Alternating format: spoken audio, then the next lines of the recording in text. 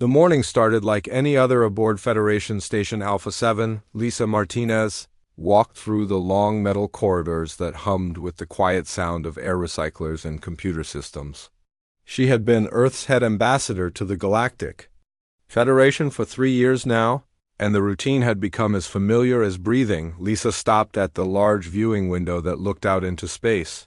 The station orbited a beautiful blue planet called Kepler 442b, home to the peaceful Altarian people.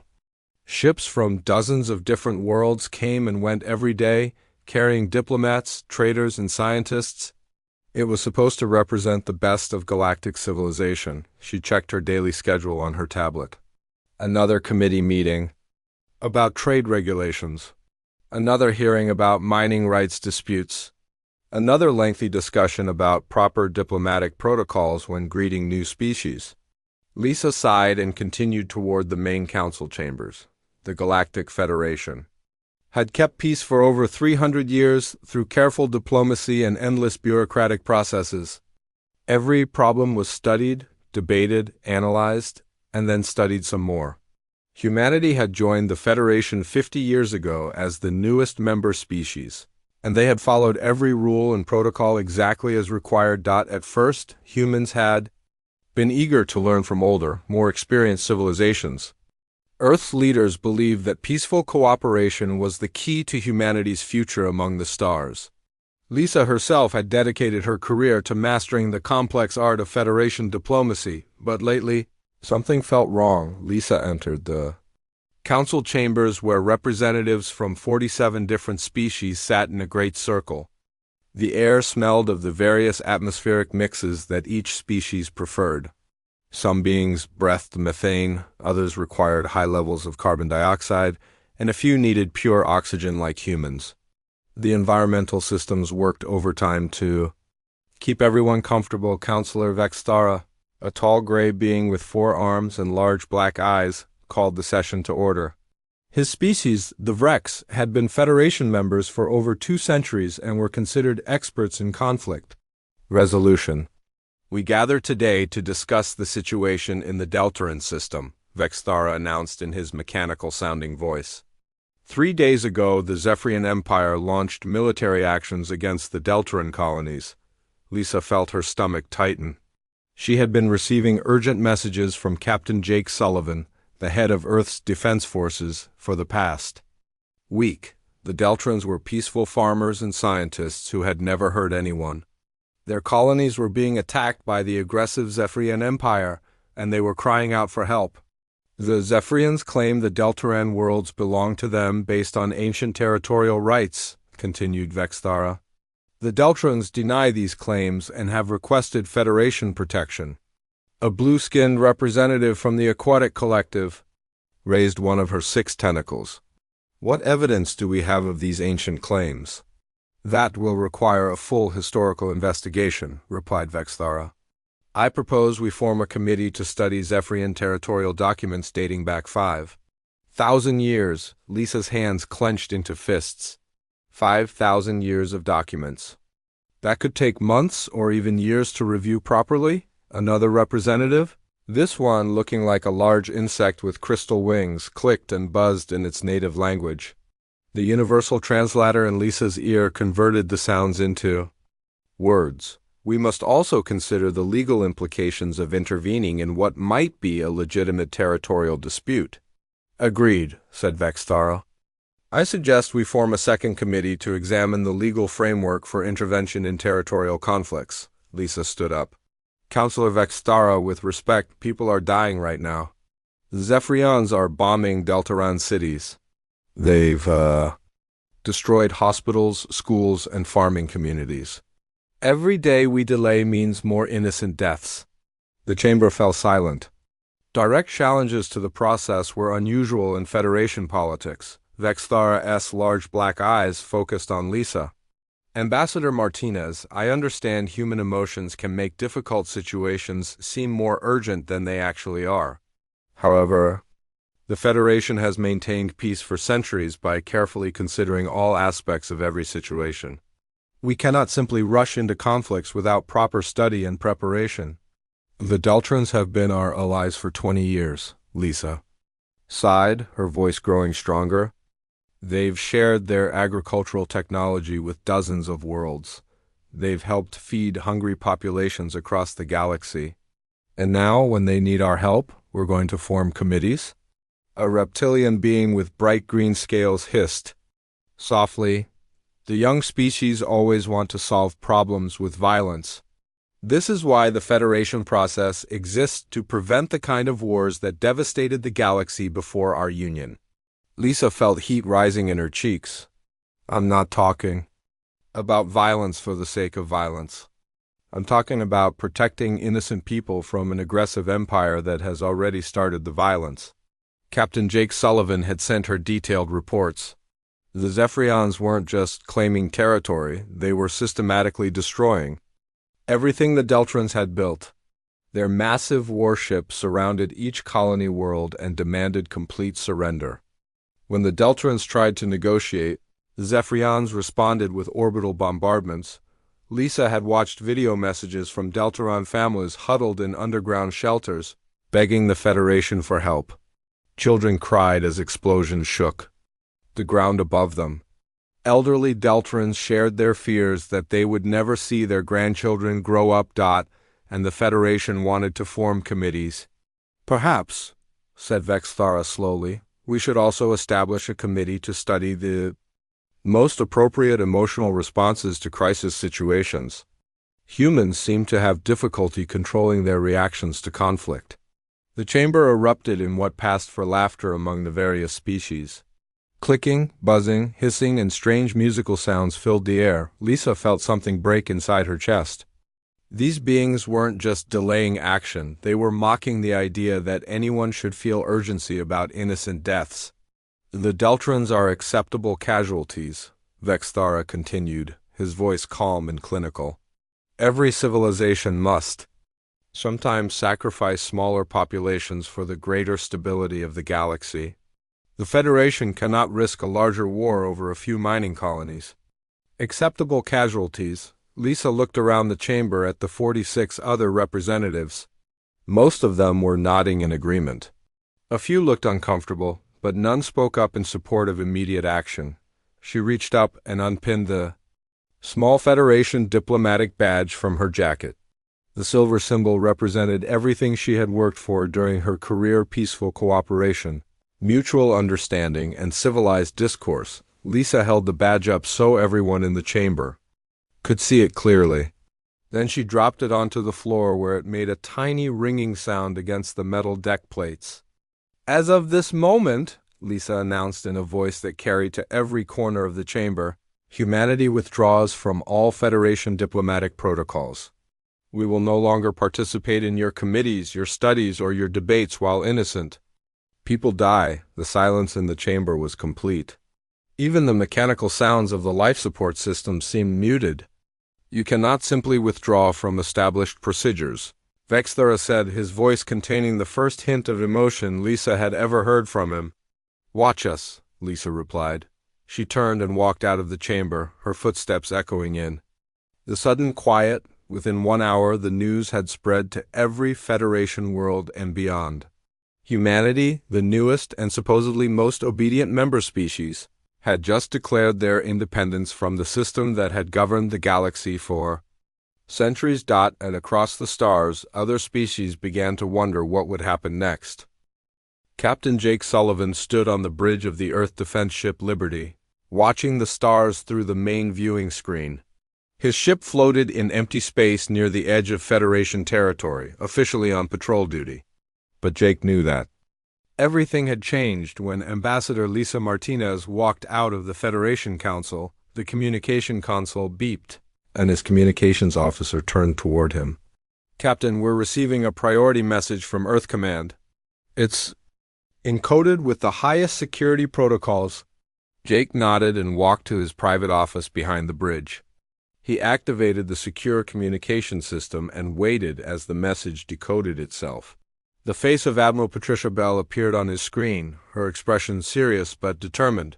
Captain Sullivan, the Admiral began, as of 1400, Hours today, Earth has withdrawn from all Federation diplomatic protocols.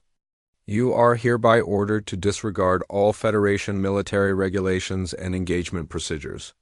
Your new mission is simple: save the Deltrans by any means necessary. Jake felt his heart rate increase. For 3 years he had watched Federation bureaucracy prevent any meaningful action while conflicts erupted across the galaxy. He had filed report after report about growing threats, only to see them disappear into committee reviews that lasted for months. You will coordinate with Lieutenant Colonel Amy Johnson's Special Operations Squadron, Admiral Bell continued. Dr. Kevin Parker has prepared tactical analysis of all potential threats in the Deltaran system. The Zephyrian Empire believes they are facing standard Federation response protocols. They are wrong. The message ended with coordinates for a rendezvous point just outside Deltaran space. Jake smiled for the first time in weeks. Finally, they were going to do something real. He returned to the bridge and called his senior officers together. Commander. Lisa Chun, his second-in-command, looked at him with curiosity. What are our orders, Captain? We're going to save the Deltrans, Jake said simply. The crew exchanged glances. They had all heard about the attacks on the peaceful farming colonies, and they had all felt frustrated by the Federation's slow response. What about Federation protocols? Asked his tactical officer. There are no more Federation protocols for U.S., Jake replied. We follow Earth Command now, and Earth Command says we stop the Zephyrians. The Liberty changed course and jumped to hyperspace, heading toward the secret rendezvous coordinates. When they dropped out of hyperspace 6 hours later, Jake saw something that made him proud to be human. 12 ships waited for them in the darkness between stars. Not the massive, slow-moving vessels that the Federation preferred, but sleek, angular ships designed for speed and stealth. These were Earth's newest military designs, built in secret over the past 5 years while humanity pretended to follow Federation guidelines. Lieutenant Colonel Amy Johnson's voice came over the communication. System. Welcome to the party, Captain Sullivan. Are you ready to show the galaxy what humans can do when we stop asking for permission? Amy commanded a squadron of fighters that looked unlike anything else in known space. They were smaller than traditional Federation vessels, but packed with advanced technology that Earth scientists had developed in hidden research facilities. The ships could move faster, strike harder, and disappear more completely than anything the Federation had ever seen. Dr. Kevin Parker had spent years studying every member species in the Federation, analyzing their military tactics, technology, and weaknesses. His research had been disguised as academic studies of galactic history, but Jake knew the truth. Kevin had been preparing for the day when humanity would need to act alone. The Zephyrians have 47 warships surrounding the 3 main Deltran colony worlds, Kevin's voice explained over the tactical communication channel. They expect any Federation response to include at least 2 weeks of negotiations, followed by the deployment of large, slow-moving peacekeeping vessels that will announce their arrival days in advance. Jake studied the tactical display that Kevin had prepared.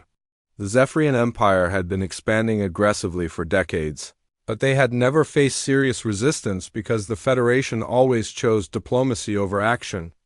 Their military tactics assumed they would always have plenty of warning before any actual fighting began. Their ships are powerful but designed for intimidation rather than actual combat, Kevin continued. They rely on massive size and heavy armor to overwhelm opponents who have time to be frightened by their appearance, but they have weak points. Amy's fighters move through space like schools of fish, coordinating their movements without any central control. Each pilot had been trained to think independently while working as part of the group. The Zephyrians would be expecting to face a single large command structure that could be disrupted with the right attacks. Instead, they would face dozens of individual threats that could adapt instantly to changing conditions. The human fleet approached Deltaran space using routes that avoided all normal shipping lanes and sensor networks. The Federation always announced their movements well in advance as part of their diplomatic protocols. Humanity chose a different approach. They arrived at the first Deltaran colony world without warning. Jake watched his tactical display as Amy's fighters swept in from multiple directions simultaneously. The Zephyrian warships, massive and intimidating, found themselves under attack from enemies they couldn't track properly. The human ships moved too fast and changed direction too quickly for the Zephyrian targeting systems. Their shields are designed to absorb direct frontal assaults, Amy reported over the communication system, but they have blind spots near their engine sections.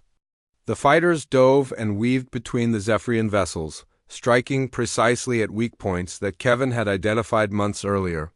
One by one, the massive enemy ships lost power and began drifting in space. The Liberty and the other Earth vessels moved in to finish the job. They didn't try to capture the Zephyrian ships or negotiate with their crews. They simply disabled them completely and moved on to the next target. The second colony world is under attack, reported Jake's tactical officer. 15 Zephyrian vessels are conducting orbital bombardment of the main city. Then we stop them, Jake replied. The human fleet jumped into hyperspace and arrived at the second world within minutes. Again, they struck without warning or announcement. The Zephyrians were still trying to understand what had happened at the first colony when their forces at the second location found themselves under similar attacks. Dr. Kevin Parker had been correct about Zephyrian weaknesses. Their ships were designed to fight slow, predictable battles against opponents who followed established patterns. When faced with fast, unpredictable attacks from multiple directions, their tactical systems couldn't adapt quickly enough. By the time the human fleet reached the third and final Deltaran world, news of the previous battles had somehow reached the Zephyrian commander there. His ships were arranged in defensive formations, preparing for a conventional assault. Amy's fighters approached from above and below the planetary plane, using the world's gravity and magnetic field to mask their approach. When they struck, it was with perfect coordination and overwhelming force. 72 hours after Ambassador Lisa Martinez had walked out of the Federation Council, the Zephyrian invasion fleet no longer existed. 47 enemy warships had been disabled or destroyed, and not a single Earth vessel had been lost. The Deltaran colonies were free. Captain Jake Sullivan stood on his bridge and looked out at the peaceful farming world below. Deltaran families were already emerging from their underground shelters, looking up at the sky where human ships now provided protection instead of threat. "What are our orders now, Captain?" asked Commander Lisa Chun. Jake smiled. "We wait for the Federation to figure out what just happened." Across the galaxy, emergency sessions were being called in government chambers and military headquarters. For the first time in over 3 centuries, a major military action had been completed without committees, negotiations, or lengthy diplomatic procedures, and it had worked. The emergency session of the Federation Council began before dawn on Alpha 7 Station. Councillor Vex Thara had called representatives from every member world to address what he termed humanity's dangerous violation of established galactic order. The great circular chamber buzzed with nervous energy as beings from dozens of species whispered among themselves in their various languages. Many had never seen the council convene with such urgency. For 3 centuries, Federation business had moved at a careful, measured pace, but the news from Deltaran space had changed everything. Vex Thara stood at the center of the chamber, his forearms gesturing wildly as he spoke. In less than 3 standard days, the humans have completely destroyed a major military fleet without any authorization from this council. They have acted unilaterally, violently, and in direct violation of every principle that guides civilized galactic society. Senior Counselor Quindal, an ancient being whose species had helped found the Federation, raised one of his tentacles. The humans were specifically told that the Deltaran situation required careful study and proper committee review. Instead, they chose to ignore our wisdom and resort to primitive military action. Murmurs of agreement rippled through the chamber. Many representatives nodded their heads, waved their appendages, or made whatever gestures indicated approval in their cultures, but not everyone seemed convinced. Councillor Zarathik, representing the Corvin mining clans, spoke in her gravelly voice. Perhaps we should acknowledge that the humans achieved in 3 days what our committees have been unable to accomplish in 3 centuries of similar conflicts. The chamber fell silent. Direct challenges to Federation wisdom were extremely rare. The Zephyrian Empire has been expanding aggressively for decades, Zarathik continued. We have formed 17 different committees to study their territorial claims. We have held 43 hearings about their military buildup. We have written hundreds of reports about the threat they pose to peaceful worlds. Vextara's black eyes focused on her with obvious displeasure. The proper procedures exist to prevent exactly the kind of reckless action we have just witnessed. What procedures? Zarathik asked. The procedures that allowed the Zephyrians to destroy 3 Deltaran cities while we debated whether their ancient territorial claims were valid. The procedures that would have let an entire civilization be wiped out while we formed committees to study the proper emotional response to genocide? Other representatives began shifting uncomfortably in their seats. Some had been wondering the same things but had never dared to voice such thoughts in council. Counselor Alexandra, whose crystalline form reflected the chamber's lights in complex patterns, chimed in with her musical voice. My people remember when the Vrex conquered our homeworld 200 years ago. The Federation spent 6 months studying the situation before deciding that military intervention would be inappropriate and destabilizing. By then, half our population was dead. Vextara's composure finally cracked. You cannot blame the Federation for every tragedy in galactic history. The humans have set a dangerous precedent. If every species decides to take unilateral military action whenever they disagree with proper diplomatic procedures, we will have chaos. As opposed to the order we have now? Asked Zarathik. Where aggressive empires know they can attack peaceful worlds without consequences as long as they file the proper paperwork first. The debate continued for hours, growing more heated with each exchange. Representatives who had never questioned Federation procedures found themselves wondering whether the human approach might actually work better. Meanwhile, in another part of the station, Admiral Patricia Bell was cleaning out her office. Patricia had served as humanity's military liaison to the Federation for 8 years. She had attended countless meetings where Federation officers discussed theoretical military scenarios that would never be implemented. She had watched as detailed battle plans were created, reviewed, modified, and then filed away because actually using them would require too much paperwork. Her assistant, Lieutenant Commander Tom Bradley, knocked on her door. Admiral, we've received orders from Earth Command. All human military personnel are to be withdrawn from Federation facilities immediately. Patricia looked around her office at the awards and commendations she had received from various Federation military branches. They represented years of patient cooperation with a system that valued procedure over results. She packed them all in a storage container and sealed it shut. Tom, prepare a message for the Federation Military Command, she said. Tell them that humanity thanks the Federation for teaching us what not to do. As Patricia walked through the military section of the station, she noticed how many non-human officers stopped to watch her pass. Some looked angry, but others seemed curious or even envious. Commander Keltaver, a reptilian officer from the Saurian Defense Corps, approached her in the corridor. Admiral Bell, is it true that human forces destroyed the entire Zephyrian fleet without losing a single ship? Patricia nodded. The reports are accurate. Keltaver's tongue flicked out nervously. My people have been requesting authorization to deal with pirates in the Outer Rim for 12 years. The Federation keeps forming new committees to study the situation. What would you do if you didn't need Federation authorization? Patricia asked. The reptilian officer was quiet for a moment. The pirates would be gone within a month. He finally admitted. Similar conversations were taking place throughout the station and across the galaxy.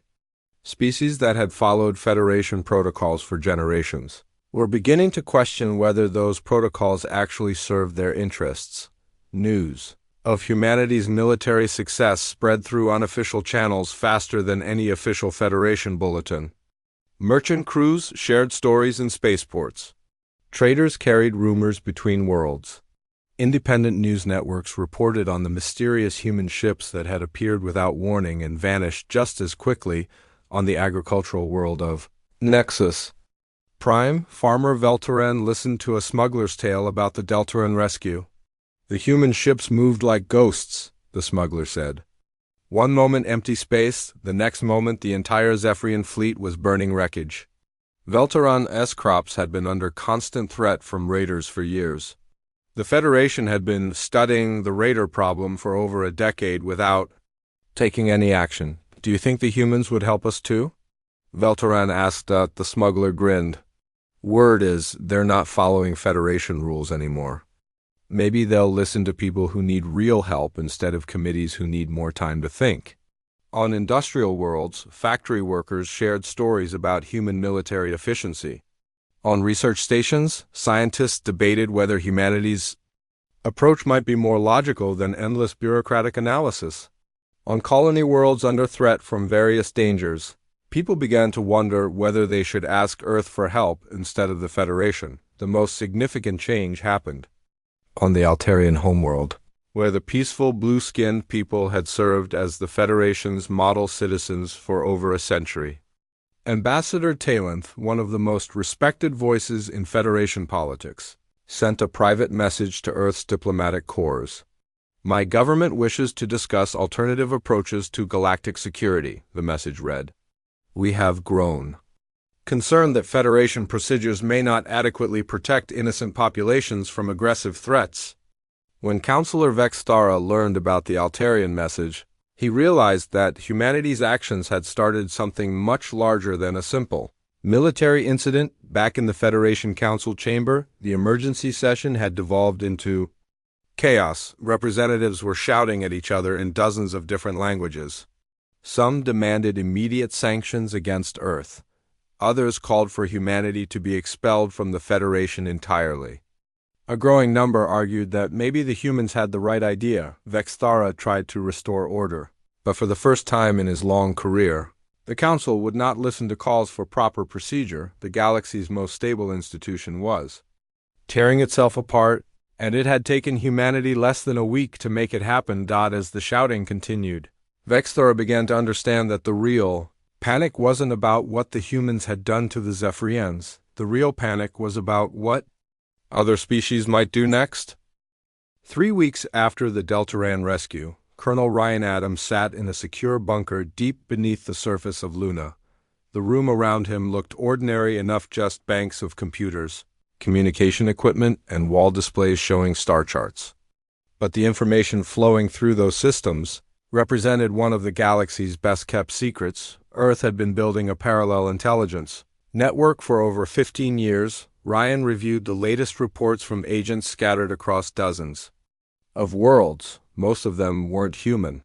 They were aliens who had grown frustrated with Federation bureaucracy and had quietly begun sharing information with Earth's intelligence services. Dr. Kevin Parker entered the bunker carrying a thick folder of documents. Kevin had spent years studying Federation military capabilities while secretly building Earth's database of galactic threats, opportunities, and potential allies. The Corvin mining clans made their decision, Kevin announced. They're breaking their exclusivity contracts with Federation worlds.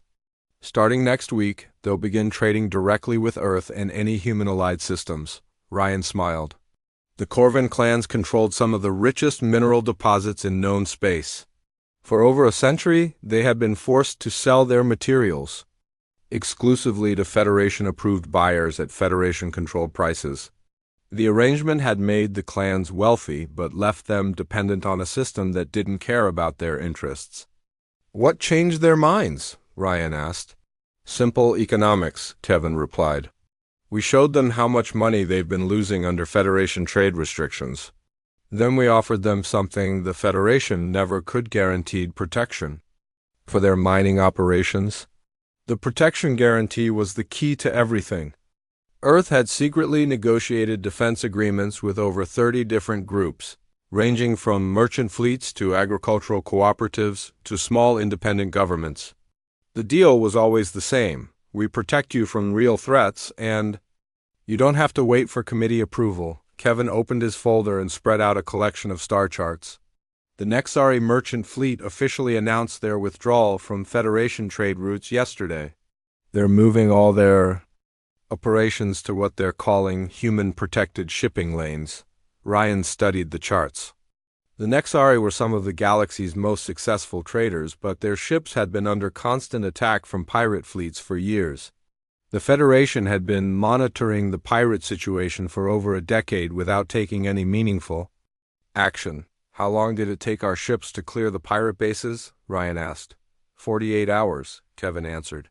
Captain Sullivan's task force hit 6 different pirate strongholds simultaneously.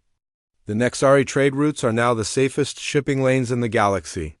The success with the pirates had been particularly satisfying. Federation officials had spent years explaining why military action against the pirates was impossible due to complex legal and diplomatic considerations. Earth had ignored those considerations and simply eliminated the threat. Commander, Sarah Bennett's voice came through the communication system from her ship in the Outer Rim. Colonel Adams, we've established the first official free zone around the Proxima trading station. Local authorities have agreed to the new security arrangements. Free zones were Earth's most ambitious project yet. These were regions of space where problems got solved through action rather than endless debate. Any ship that entered a free zone could expect immediate protection from pirates, raiders, or other threats. But they also knew that aggressive actions would be met with swift consequences. How are the station operators handling the transition? Ryan asked. They love it, Sarah replied. Yesterday, a group of slavers tried to dock at the station with a cargo hold full of prisoners. Under Federation protocols, the station would have to file a report, wait for investigators, and then spend months in legal proceedings while the slaves remained in captivity. Ryan knew how the story ended. What happened instead? The slavers are now in custody, their ship has been impounded, and the freed prisoners are receiving medical care and transportation home. Total time from initial contact to resolution, 6 hours. Kevin pulled out another chart showing the expanding network of free zones. We now have coverage over most of the major trade routes between the inner and outer rim systems. Independent? Merchants are requesting free zone protection faster than we can accommodate them. The communication system chimed with an incoming priority message. Ryan activated the secure channel and saw the face of Ambassador Lisa Martinez on the screen. Ryan, we just received a formal request from the Torian colonies, Lisa said. They want Earth to provide military protection for their rebellion against the hegemony? Ryan felt his pulse quicken. The Torian situation had been developing for months. The Torian colonies were made up of farming worlds that had been conquered by the brutal hegemony empire 50 years ago. The colonists had been treated as slaves, forced to grow food for their conquerors while their own people starved. 2 months ago, the Torians had finally rebelled. They had driven hegemony forces off 3 worlds and declared their independence. The Federation's response had been predictable. They declared the rebellion to be an internal hegemony matter requiring careful study and diplomatic negotiation. What's the Federation's official position? Ryan asked. They're forming a committee to examine the historical relationship between the hegemony and the colonies, Lisa replied. The committee is scheduled to deliver its preliminary findings in 18 months. Kevin shook his head. 18 months while the hegemony builds up their forces for a counterattack. Ryan had been watching the situation through Earth's intelligence network. The hegemony was indeed preparing a massive military response to crush the rebellion. Federation officials knew about the buildup but considered military intervention to be too risky without proper legal justification. What are our capabilities in Torian space? Ryan asked to Kevin. Kevin consulted his charts. We have 3 free zone patrol groups within 2 days' travel. Admiral Sullivan's main fleet could be there within a week if needed. Lisa's image leaned forward on the screen. This is the big test, Ryan. If we help the Torians successfully break away from the hegemony, it will prove that our approach works better than Federation diplomacy. But if we fail, we won't fail, Ryan said with confidence. The hegemony uses the same outdated tactics as the Zephyrians. They expect long warning periods and predictable responses. Kevin was already pulling up tactical analyses of hegemony military forces. Their fleet commanders have never faced an enemy that strikes without spending months in preliminary negotiations. They position their ships for intimidation rather than actual combat. The parallels to the Zephyrian situation were obvious. Both empires had grown comfortable fighting enemies who followed Federation protocols. They had built their military strategies around the assumption that any response would be slow, predictable, and announced well in advance, but Earth didn't follow Federation protocols anymore. "Sarah, what's the status of your free zone patrols?" Ryan asked over the communication system. "We're maintaining security in 47 different regions," Sarah replied. "Pirate attacks are down 90% in protected areas. Slavery incidents have dropped to nearly zero. Several worlds are reporting their first profitable trade quarters in decades." The results spoke for themselves. In just 3 weeks, Earth's direct action approach had accomplished more than the Federation had achieved in years of committee meetings and diplomatic negotiations. Ryan made his decision. "Lisa, tell the Taurian colonies that Earth accepts their request for protection. We'll begin moving ships into position immediately." Kevin was already updating his tactical charts. "This will change everything. Once we successfully protect a full-scale rebellion against a major empire, every oppressed population in the galaxy will know they have an alternative to Federation in action." Ryan nodded. The Taurian situation would indeed be the big test. Success would prove that humanity's approach could handle large-scale conflicts. Not just isolated incidents like the Deltaran rescue, but more importantly, it would show the galaxy that the age of endless committees and diplomatic delays was coming to an end. Across space, Federation officials were beginning to realize that humanity's withdrawal from diplomacy hadn't been an emotional outburst triggered by the Deltaran crisis. It had been the final step in a carefully planned strategy that was now reshaping the balance of power throughout known space. And Earth was just getting started. 1 year had passed since Ambassador Lisa Martinez walked out of the Federation Council chamber and dropped her diplomatic badge on the floor. The galaxy that existed now looked nothing like the one that had existed then. General Chris Parker stood on the observation deck of the battleship New Horizon, watching a joint training exercise between human and alien forces in the space around Earth's moon. Chris had been Captain Jake Sullivan's tactical officer during the Deltaran rescue, but the rapid expansion of Earth's military operations had created opportunities for quick promotion. Below them, ships from 17 different species moved in perfect coordination. Corvin mining vessels used their powerful industrial equipment to clear asteroid fields while Nexari merchant ships practiced emergency evacuation procedures. Altarian defense cruisers worked alongside human destroyers to hunt down the last remnants of pirate fleets that had terrorized the Outer Rim for decades. General Parker were receiving the final report from the Sigma Quadrant operation, announced Lieutenant Betty Ross.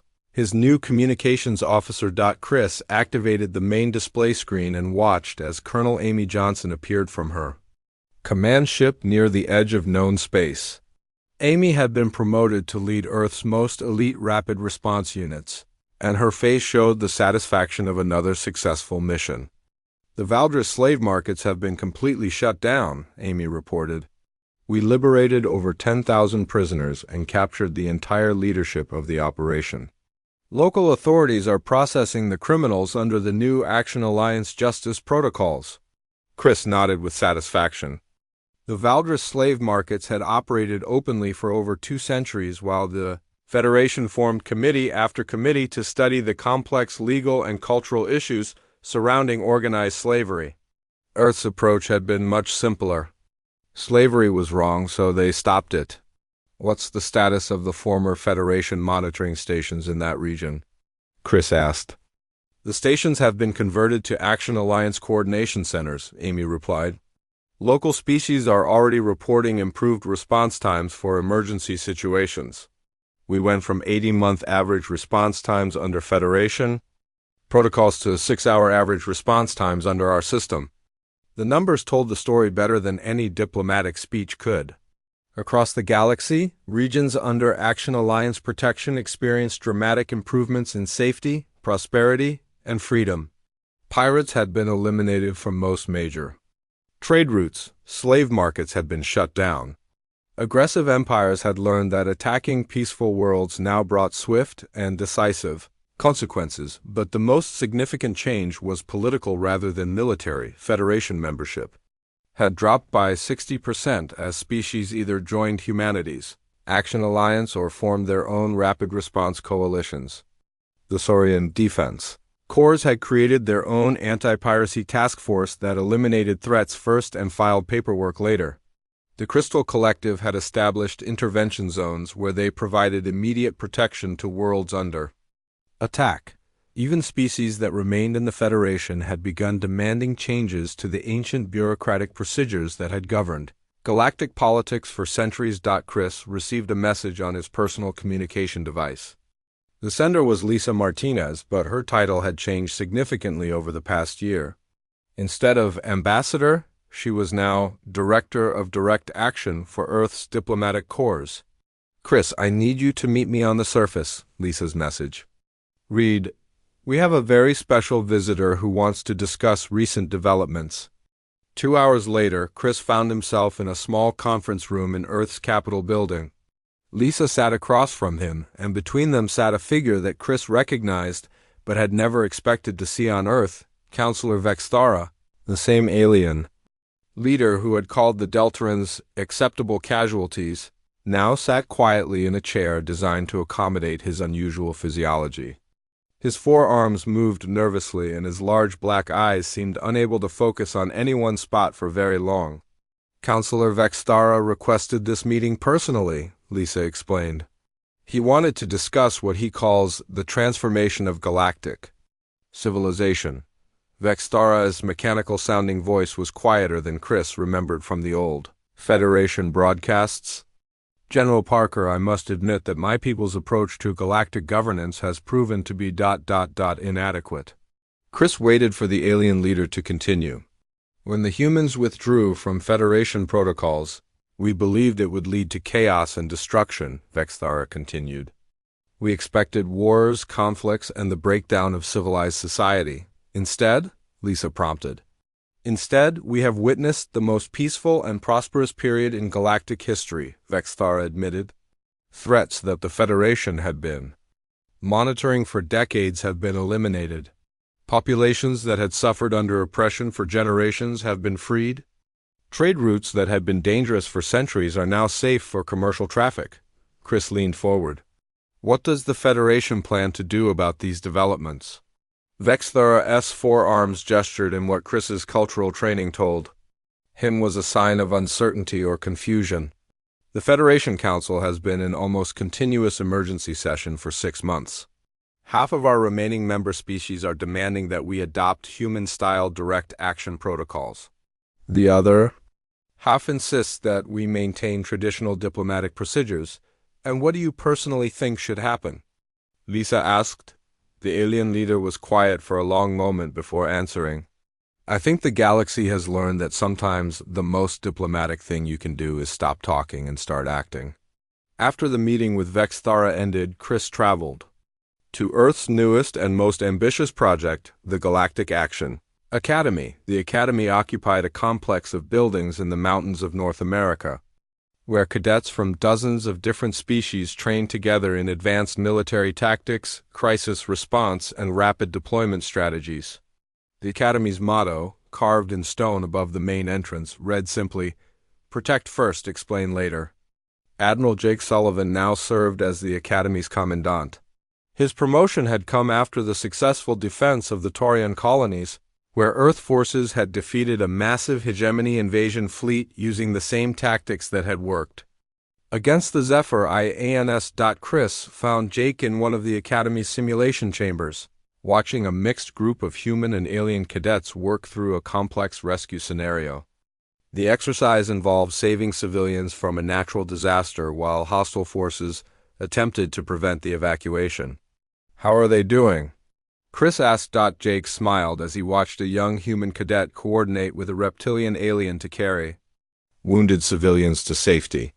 They're learning that effective action requires trust, speed, and the courage to make difficult decisions without waiting for perfect information. Sounds familiar, Chris observed. It should, Jake replied. It's the same lesson we taught the galaxy when we decided to save the Deltarans instead of forming another committee. The simulation ended successfully, with all civilians rescued and hostile forces neutralized. The mixed species cadet team celebrated together, their different languages and customs blending into a unified expression of satisfaction and accomplishment. Jake called the cadets over to the observation area. What did you learn from this exercise? He asked. A young Altarian cadet raised one of her blue-scaled hands. We learned that action saves lives, but hesitation costs them. A human cadet from the former Federation colonies added, we learned that different species have different strengths, but we all share the same goal of protecting innocent people. Jake nodded approvingly. And what's the most important lesson? The cadets looked at each other and spoke in unison. Sometimes the best diplomacy is decisive action. As Chris watched the cadets file out of the simulation chamber, he thought about how much had changed since that day when Lisa Martinez had walked out of the Federation Council. Humanity hadn't conquered the galaxy through force or intimidation. They had transformed it by demonstrating courage, the courage to act when others hesitated, the courage to protect the innocent when others calculated political costs, the courage to do what was right instead of what was procedurally correct. Jake's communication device chimed with an incoming message. He read it quickly and then smiled. At Chris, the Colonian Republic just threw off their oppressors with support from our rapid response teams. The former dictators are in custody, and the Colonian people are celebrating their first free elections in over a century. Chris felt the same satisfaction he had experienced during the Deltaran rescue. How many does that make this month? 17 successful liberation operations, Jake replied. And the month isn't over yet. As they walked through the academy grounds, Chris reflected on the transformation that humanity had brought to the galaxy. It wasn't technology or weapons or superior tactics that had changed everything. It was the simple recognition that some things were worth fighting for, and that fighting for them was better than talking about them forever. The galaxy had learned that humanity's greatest export wasn't science or culture or military hardware. It was the courage to act when action was needed. And that lesson was spreading faster than any fleet could travel.